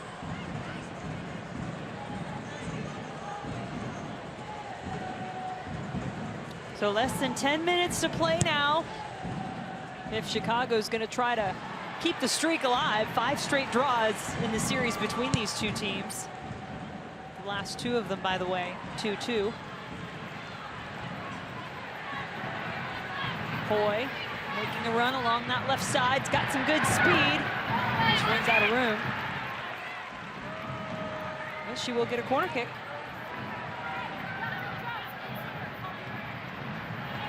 Truly an incredible atmosphere here in Portland. At nearly 15,000 fans a game. The best attendance of any women's pro team in the world.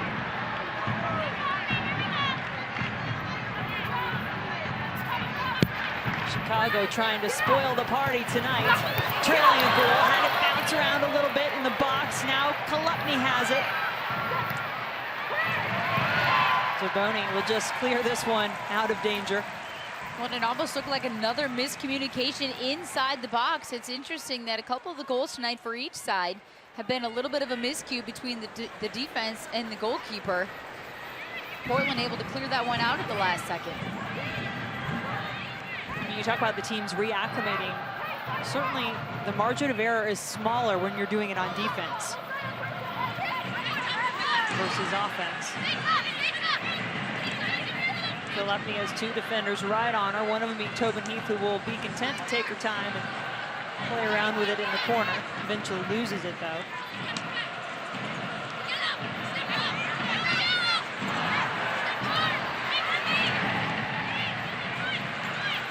Heath still down on the ground. Kwan sends it back up to Johnston. Will make her way into the attack, tries to play it through for Press. Instead, Betos gets there. You see Tobin Heath gets his comfort. I didn't see what happened on that play as she's holding the top of her right foot.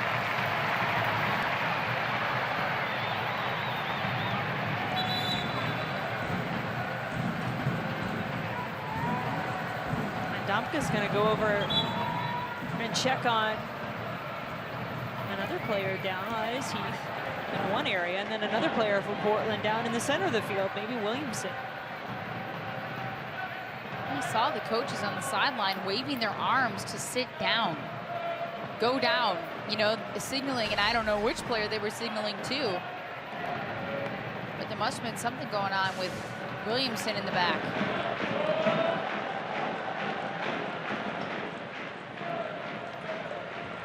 Both teams get a chance to regroup, get a little bit of water, talk to their coaches if they like. Christine Sinclair's over talking to Paul Riley. Rory Dames has his entire team over in front of the Chicago bench.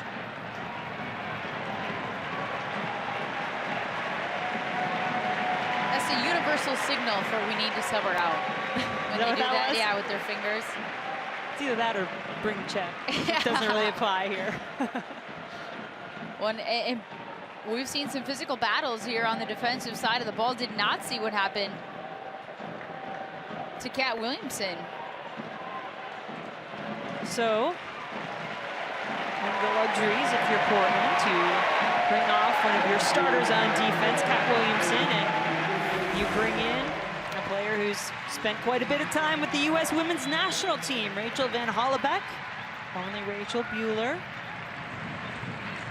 Her third season with Portland, was the Thorns Defender of the Year when this team won the inaugural NWSL Championship in 2013.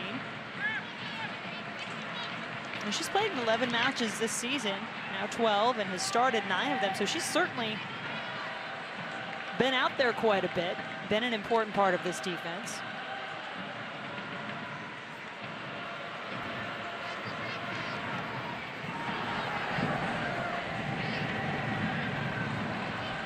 I think we'll certainly see a couple of minutes of stoppage time added after that exchange to get Kat Williamson taken care of.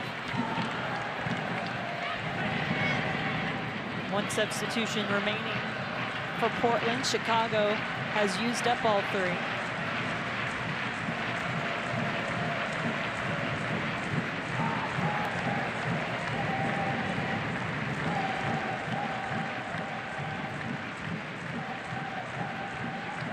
A loss tonight would snap 6-match unbeaten streak and would be just the 2nd loss of the season for Chicago.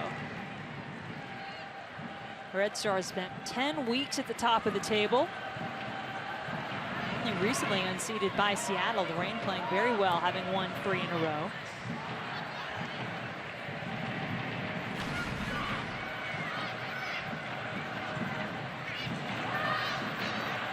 Ball in the box. Hoy had a chance at it. Now the shot by Hemmings goes right to Betos. She gave up the rebound, but got to it just before Julie Johnston did. How about the close-range hit, though, by Hemmings? The defender stepping up in the mix inside the 18-yard box. A nice ball in by DiBernardo. She had no other option but to serve it. And Betos screamed a little bit on that play, but a nice hit by Hemmings. Hemmings, another one of those defenders who was a forward in her earlier days in college at the University of Denver. Is the 2nd all-time leading scorer for the Pioneers. Her 42 goals in her career tied a school record, so she certainly knows how to get up there and do the job when given the opportunity. Heath seems to be okay.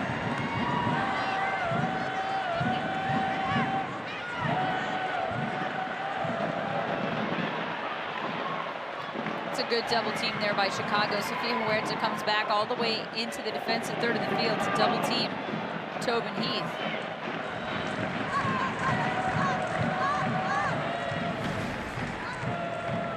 You see tonight's attendance at Providence Park, nearly 16,000 on hand for this one. About 1,000 more, 100 more, excuse me, than what they average here in Portland.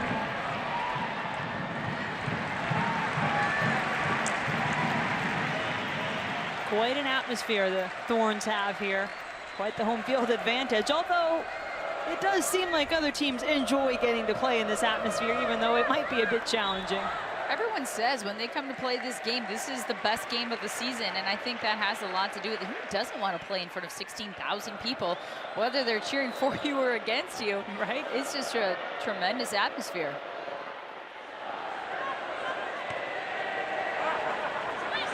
Thorns set the all-time attendance record earlier this season against Seattle. Had 21,144 fans in here for that one on July 22nd.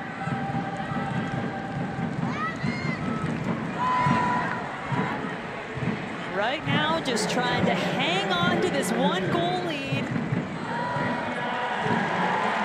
But you can never count the Chicago team out for a little bit of late drama.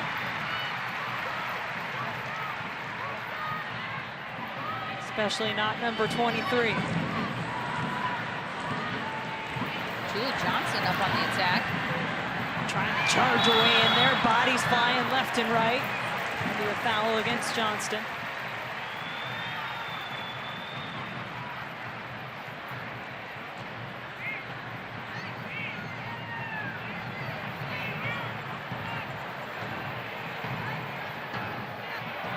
Julie Johnson trying to get in on the mix there on the offensive side, just plows Tobin Heath over on that play. But Chicago knows they've got to throw numbers forward here. They're pretty much 3 in the back right now.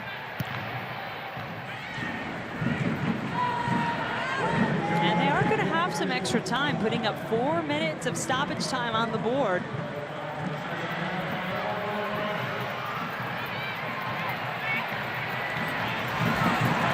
Sanderson trying to break and catch up with the ball.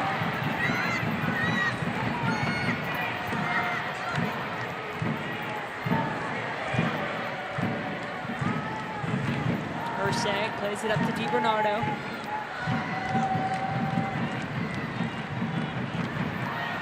That's a good ball. I saw Quan wide open on this side, but he's read it well. Seems like Tobin Heath has been very busy these last few minutes and really just going up and down the entirety of that sideline for Portland.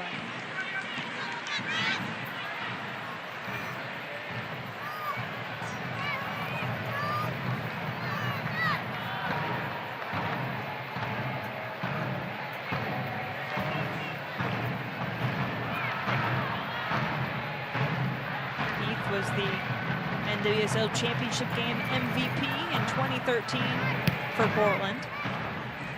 Had the go-ahead goal against the Western New York Flash in that match. She had quite the strike in that game, I remember. Yeah, it was from a ways out there. I think 30 yards is She had been injured, hardly been playing, and she just stepped up and ripped one. Beautiful shot. Sanderson, really the only player in red anywhere near that ball. Not surprisingly at this point. Good ball. Looking for Press. Flag stays down. Press still has it, goes back to her right, gets the shot off and the save! Perhaps to save the game from Betos. How about the ball over the top from Kolupny? We've seen that a couple times tonight. Looking for Press. She knows Press is going to ride that back line. Nice little touch in. She gets it back on that right foot, takes a look. And a nice save by Betos, but still, Chicago gets a corner kick.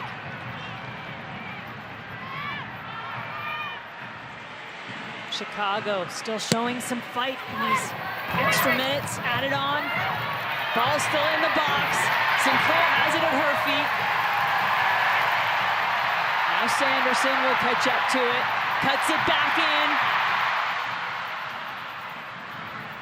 Johnston tries to head it forward quickly. Well, and Press was back there doing the defending on Sanderson, so then all of a sudden you got likely your best forward on the team back there defending, and she's got to run up and try to get in on the offense. DiBernardo sends it back into the mix.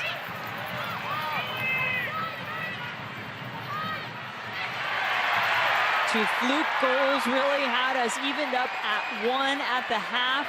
And then the second goal of the night from Allie Long, the difference maker so far.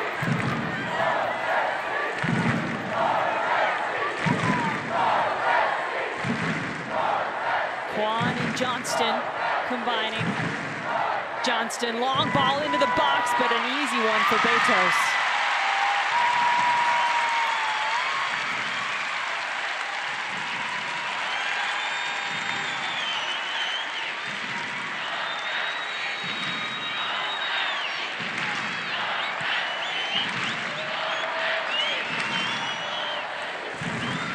Much time, seconds only, you would imagine, based on those 4 minutes of time added on. Margaret Domka keeping a close eye on the watch. This could be the last opportunity for Chicago. Huerta turns. Still has it now into the box. Gonna play it out to DiBernardo.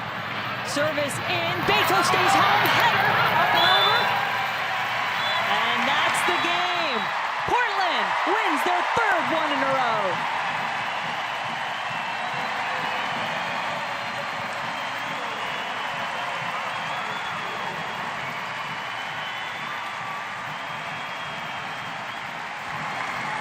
Crowd of nearly 16,000, just loving it, and why not, Kendra? This team playing what would appear to be its best soccer when they need it the most. Well, they didn't start off the game real strong, but they got that goal in the first half, and Allie Long with just a beautiful hit in the second half turns out to be the game winner. And more we are seeing exactly what Allie Long said. When the team has their backs against the wall, somehow they find a way to perform. Back in 2013, no one thought they were going to be in the championship game, but they found a way to get it done, and then they won it in the end. We're seeing a little bit of that here this season as well. Some great hustle by Danielle Slayton, who found a way to catch up with Allie Long. Danielle? Allie, what did you think of the play, particularly in the second half by your team? I think we came out of halftime really strong. We were on top of them. They didn't really have much. Towards the end, we started getting a little bit tired, and they had their chances, but I think we held it off, and we played a great second half. We went into the locker room knowing we needed to win the second half, and that's what we did. How big was this win for you in your playoff push? It was crucial. These points are so necessary at the end of the season, and so it was big time that we got the 3 points. Congratulations on the win. Jen, Kendra, back to you. Thank you, Danielle. Don't you let her take your microphone away, but great to hear from Allie Long. Big part of this team and the win for Portland. For Kendra D. St. Aubin and Danielle Slayton, I'm Jen Hildreth, saying so long from Portland. Your final score, Thorns 2, Red Stars 1. Stay tuned for Fox Sports Live with Ryan Field and Don Bell coming up after the break.